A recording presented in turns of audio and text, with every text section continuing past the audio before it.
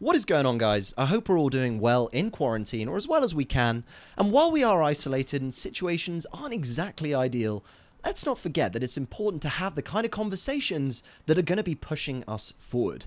My name is Ben Bradbury. I'm joined on the other side of the world by Tom Worcester. And today we are going to be talking to you about company culture. For me, there's two kind of key areas which make up company culture. On the one hand, you have the team, the people, the necessary ingredients that make up and move the company.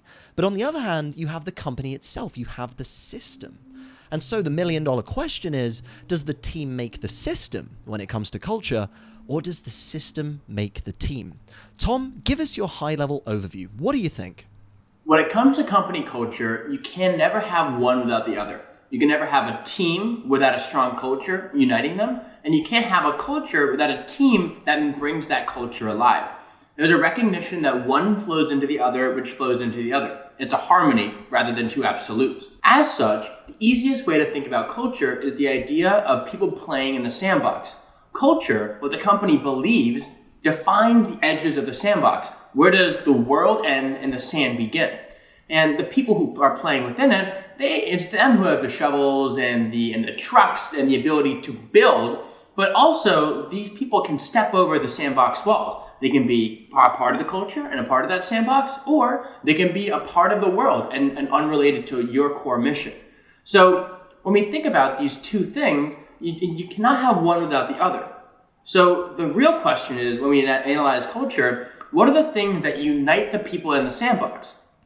Now, when we think about the things that are going to unite the people in the cultural sandbox, we can talk about a few different things. We can talk about having empathy for our fellow human, our fellow man and woman. We can talk about having a shared goal as well, moving towards the same North Star.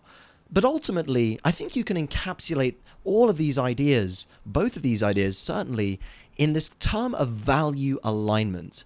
And this is what I refer to the key fundamental of getting people seeing eye to eye and working together. Because it's true, the system behind your culture is the sandbox, but you're really defined by the values that you share. And so when it comes to getting people to work together, nodding their heads in a meeting, not necessarily agreeing out of principle, but being able to see that whoever's decision is the right thing to do, that's from having a shared set of values. And it's really important to point out that those values start with the company and end with the people. Before you sign up for a company, before you take a job interview, you need to be sure that there is a solid degree of alignment between the values that you have and the values that that company stands for. Without that alignment, you're trying to build a goal without having any fuel in the tank. You're trying to move a machine that you don't believe in. And so making sure you understand and internalize the company values is that first key starting point to building a robust culture. Ultimately, the company has a responsibility to put up firm walls to make sure that their values are protected.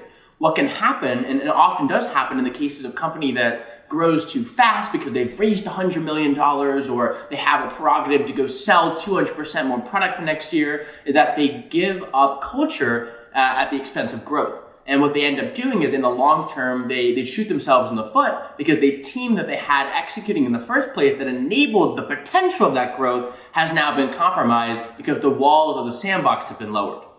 I think a really interesting example to look at here is the inception of Silicon Valley.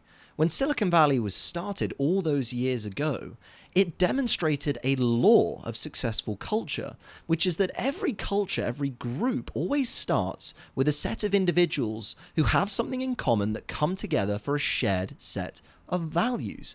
And that's exactly what happened in Silicon Valley. You had all these people who were interested in technology, a small but dedicated group of pioneers who came together to establish that culture.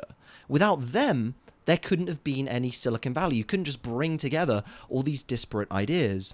And so as Tom says, with your core team, you have to have that set group of people who see the world slightly differently to everyone else. You can think of them as like-minded people who think differently. Without them, you don't have a culture. And without people, you ultimately can't make the progress that you're looking for.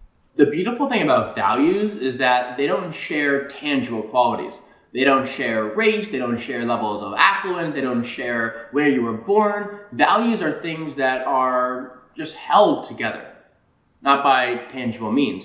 And so when we recognize that those things are the true determinants, it helps us to be blind to everything else that would then color our opinion or our willingness to let someone in who does fit a culture, or more importantly, fit the set of values that empowers that culture to survive. So coming back to our million-dollar question, does the team fit the system, or does the system make the team? It's a balance. Ultimately, you have to start with an idea. The company begins because someone sees the world differently, sees an opportunity, and most importantly, sees a problem that they're facing that they want to solve. But when you realize that this can't be solved by an army of one, that's when it's time to start building the team. And so it's not a case of perfecting the system and then bringing in the team, like having the McDonald's playbook where you can just open a franchise and instantly set up a McDonald's with anyone in the world working there. No, it's a balance. We have to start by slowly starting with the system, iterating, bringing in the team, learning the feedback, and nurturing our culture. Culture doesn't just go from 0 to 100, it's gradually accelerated through careful investment and cultivation in the people that can make that dream happen. Culture enables the dream to happen. And as a CEO or as a founder or even a high-level executive, you have a responsibility to your team to protect that culture at all costs. Because if your job is to empower other people, that is not a matter of micromanaging less or more. It's a matter of protecting the culture that creates a framework for people to succeed or not. That becomes your top priority. And that's the key thing to remember here, guys. Culture is hard to build, but can be lost in an instant. Think about our reputations. It can take decades to build up that trust and one foul mood to shatter forever. Culture's the same. It's fragile, it's delicate, and it relies on the people who make it. And so we've got to remember that when we have invested in this, it's defensive posture first. We want to protect what we've already built and not necessarily overreach. So Tom, make it tangible for us here today. If we're thinking about the system of culture, the key kind of components that go into building high-performing teams, what would you say some of those dynamics are? The keys to high-performing teams and successful team culture are boiled down to a couple main ideas. The first is recognizing that it's not all about the people or all about the system, but more importantly, the meshing of the two such that you empower your team to succeed. Number two, focus on the specific values that bring people together rather than the specifics, such as where you went to school, where you're from, who you know. Focus on the intangible, not the tangible. And number three, defensive posture first. Culture can be lost in an instant, in a single heartbeat. So your responsibility as someone who maintains culture is to prevent it from eroding, which means go at the pace you need to go and not too fast. Growth, in this case, can be deadly. Make sure you're protecting the nest egg, and most importantly, make sure that you're staying true to your culture.